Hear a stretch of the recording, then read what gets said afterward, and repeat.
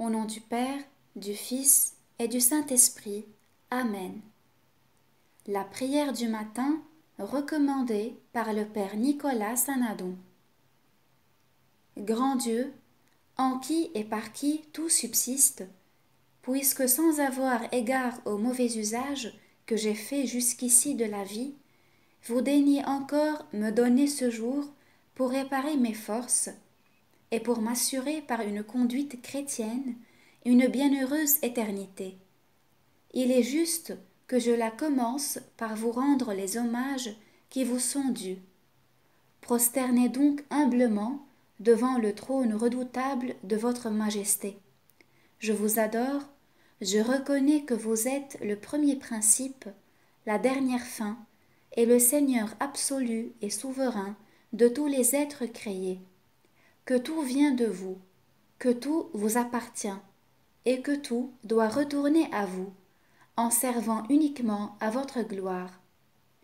Que vous rendrai-je, ô mon Dieu, pour tant de bienfaits que j'ai reçus et que je reçois de vous sans cesse?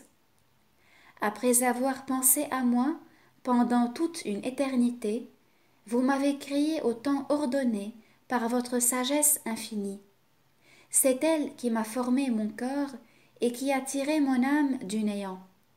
Vous avez envoyé votre Fils unique sur la terre pour être mon Rédempteur. Il s'est chargé de mes péchés, il est mort pour les expier. Vous m'avez fait la grâce de m'unir à lui intimement, que j'ai l'honneur d'être un des membres de son sacré corps. Il me nourrit de sa chair, il m'anime de son divin esprit. Je reçois à chaque moment de nouvelles marques de sa protection et de sa tendresse. Adorable Trinité, que tout ce qui vous révère dans le ciel et sur la terre s'unisse à moi pour vous remercier de tant de bonté, et pour vous bénir de ce que vous ne daignez point un ver de terre, une créature si vile et si ingrate.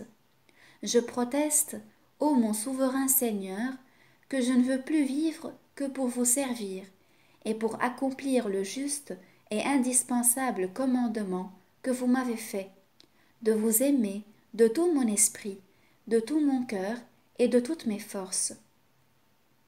Mais mon Dieu, je ne puis rien sans vous, et telle est ma dépendance à votre égard qu'il m'est impossible de former une seule bonne pensée sans votre grâce. Qu'elle me prévienne donc à chaque instant, qu'elle me remplisse de lumière et de force, et qu'elle me rende continuellement appliquée à la pratique exacte de tous mes devoirs. Apprenez-moi à faire votre volonté, parce que vous êtes mon Dieu. Puisque vous êtes mon Dieu, il est juste que votre volonté soit la règle unique des miennes. Mais par cette même raison, il est nécessaire que ce soit vous qui m'appreniez à l'accomplir. C'est à vous que je dois m'adresser pour la connaître, mais c'est aussi à vous que je dois demander la grâce de la suivre fidèlement. Donnez-moi donc toute l'ouverture et toute la pénétration d'esprit nécessaires pour entendre parfaitement votre sainte loi. Et ne souffrez pas qu'en me séduisant moi-même ou en me laissant séduire par quelque imposteur, je substitue en la place de cette loi si sainte et si pure les lois pernicieuses du siècle et de l'amour-propre. Je suis à vous, sauvez-moi, parce que je cherche sincèrement à me rendre agréable à vos yeux. Cette prière, ô mon Dieu, est trop juste pour être rebutée d'un Dieu si bon. Sauvez-moi, parce que je suis à vous. Un père protège ses enfants, un maître ses serviteurs. J'ai en vous et le plus tendre de tous les pères et le meilleur de tous les maîtres. Vous appartenant donc par ces deux titres, je puis et je dois espérer de vous mon salut. C'est mon Dieu, l'unique bien que je désire en ce monde, c'est le seul que je vous demande.